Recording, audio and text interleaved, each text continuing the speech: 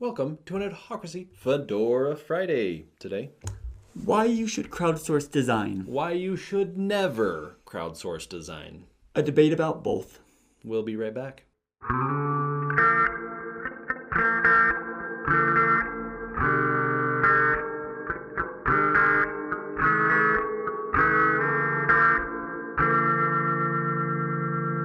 Welcome back. I'm JD Melville. And I'm David Landeen, and welcome to an Adhocracy Fedora Friday, which I forgot to say in the beginning. Oh well. And, where we geek out about advertising, marketing, art, and design, and where fedoras and don't work. Yeah. And today we're going to get a little debatey. We're gonna talk about some points because why work on something that we should be working on when we can discuss something and learn things that aren't our work.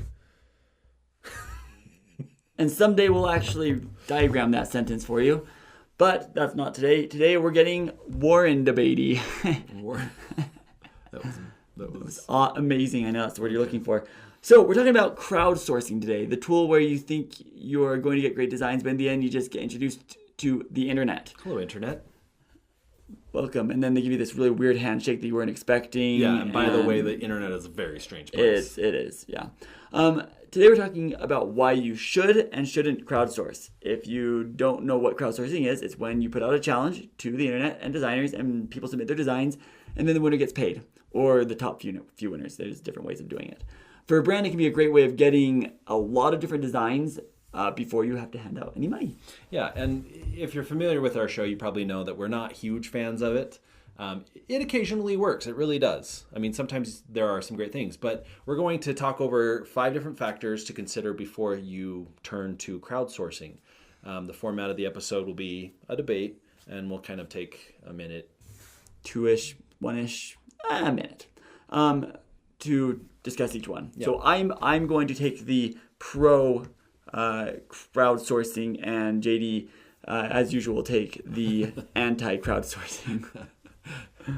All right, so number 1, working for free, and the debate is people want to get paid versus people want experience and like a good challenge. So over to JD for people want to get paid. So I'm doing the pro or the con? Well, this is anti-crowdsourcing because people want to get paid. Okay, so I'm doing... You're anti. You're going to be anti. So, when people look at this, okay, you're working for free, you're going to send this, this is a competition that is going to be for students and people who are going to throw their hat into the ring. People don't really want to work for free. That's just not the way that this works. There's only going to be one winner. Some people are going to be at the top.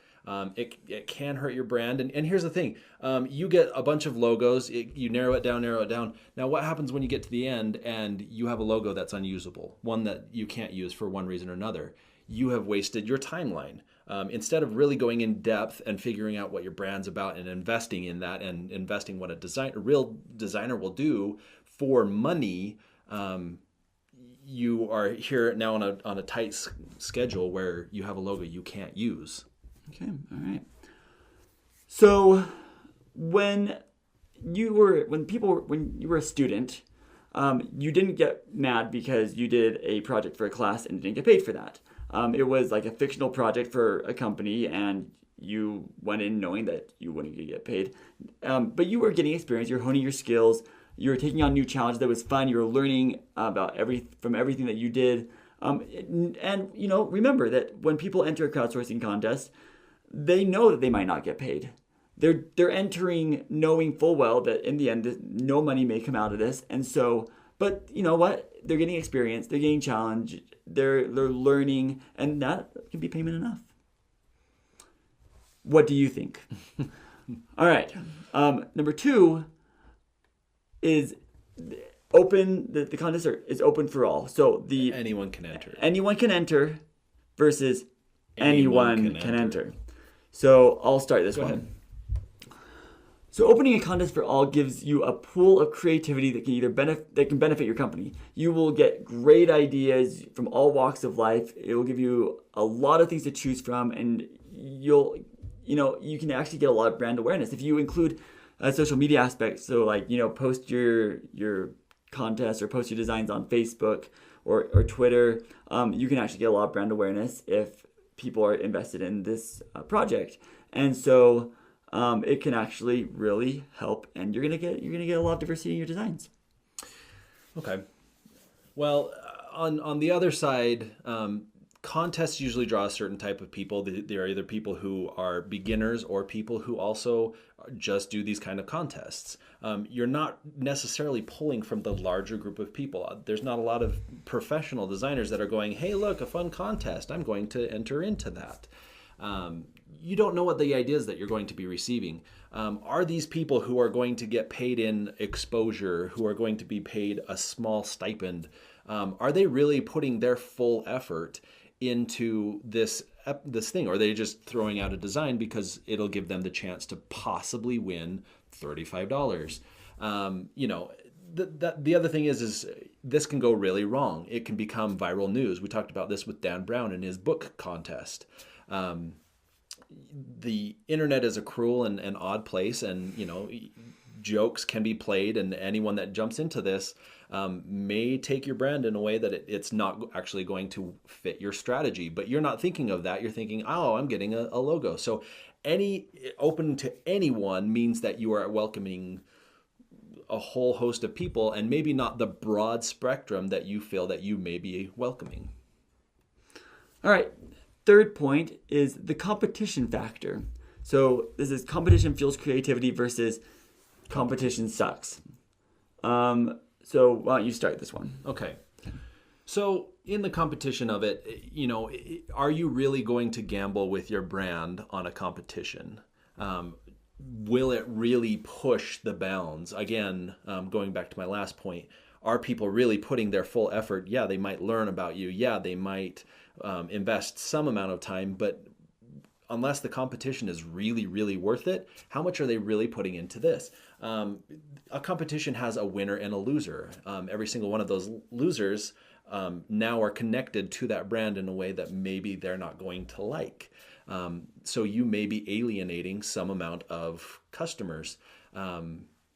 And some people also will turn to social media and say, I didn't win this, and look at this crappy design that did win. Hopefully, people will invest and you will get good stuff, but there's a chance that if they're not even going to get paid, how much effort are they really going to put into it? So competition fuels creativity. When are records broken? When is the glass ceiling shattered? It's when there's competition. When there's a competition, you push yourself, you try harder because you want to be the winner. You try new things. You think outside the box. You are the one who, a competition can actually be really great for design, because people aren't going to go with the idea that everybody else is going with, because everybody's going to go with that. They have to think about what's the better idea. How can I get an advantage over everybody else? What can I do better than everybody else? If you put a good prize out there, not just getting paid in exposure, not just $35, but something that is, we recently had the $10,000 for the Adobe editing contest with Imagine Dragons. That was a crowdsourced project, and it was a great way of doing it. So competition fuels that creativity and pushes people to do more than what they would do if there was no competition. And for our next point, we're going to talk about saving money, being frugal versus greed. All right, I'll start this one. Running a company is tricky. Nike paid $35 for their logo. Twitter paid $5. And both of those logos have gone on to be very recognized. Both those companies have gone on to be very recognized and have become very prominent logos. You don't have to pay millions of dollars for a good logo. You just need to find the right logo. Crowdsourcing is a great way to see lots of different designs and saves you money. You're going to get diversity. You're going to be able to find that right logo without having to pay a lot of money for something that may not be worth it in the end. You've seen a lot of these times where they've paid millions of dollars for a logo that hasn't worked out. So rather than gambling with that, crowdsourcing a project and finding that logo that's right for you may be the way to go. Okay. With the examples of Nike and Twitter, I would also say that they also knew where they were headed. They had the strategy. They had people behind it that were, okay, we're going to be running as fast as Adonis. Okay, that's the Nike swoosh. The Twitter logo, they kind of knew what they were going for, and they paid $5 for stock photography. I think it's true that, yes, you can grow into a brand. You can use a logo and make it become whatever it is. But it may not be supporting your brand strategy. It may not be supporting your commitment to what your customers are. You also have the money. You should invest the money. You should have someone there that's going to be part of your company and look and work and try to make your company successful. A one-time off designer that gives you a logo and you go off using it probably incorrectly, it doesn't do much for your brand. If you don't want to pay for it, then don't put hardworking people through a dumb contest so that you just have, you're saving some money for something that you want. That's extremely greedy. We are a profession. We work hard for what we do. Every other profession does as well. And there's very little chance that any other person is going to do that for you and your brand. And for our last point, brand progress. This is hire a professional versus getting different perspectives. And I can start it. All right. So hiring a professional, you're going to get a very high quality person. You're getting someone who is investing their time and talents and energy for your brand.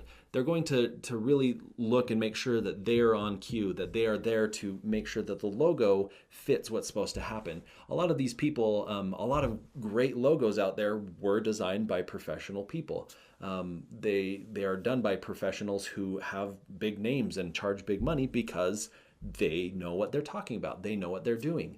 They can also help you know where your business is now, where it needs to go, what your future looks like. They'll always be looking how to make it better for you rather than someone that's like, I'm just going to win a little bit of money. I'm going to throw out a couple of designs just to see if I win.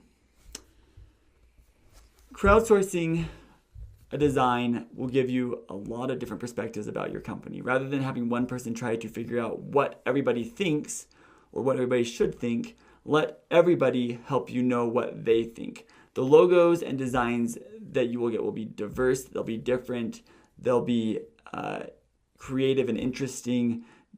I don't think any two will be the same.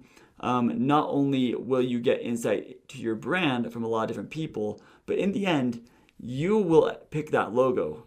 You will be the one that chooses it because who knows the company better than the person running it? So those are our points. Those are our points of discussion. What do you think? What are some of the things that you feel are good for crowdsourcing? What are some situations where it may work really well? Let us know in the comments below. Yeah.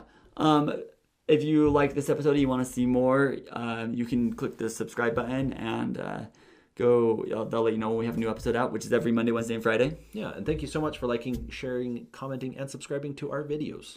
And make sure you hit us up on Facebook, Twitter, and Instagram where we can discuss this more. If you don't want to discuss it in the comments, whatever you want. And now that it's Friday, I think it's time for a video just to, keep it going. What is crowdsourcing? Let's start right from the beginning. Crowdsourcing was coined in May 2006 when Jeff Hout wrote an article for Wired magazine called The Rise of Crowdsourcing. Since then, Jeff has become the king of crowdsourcing. His definition?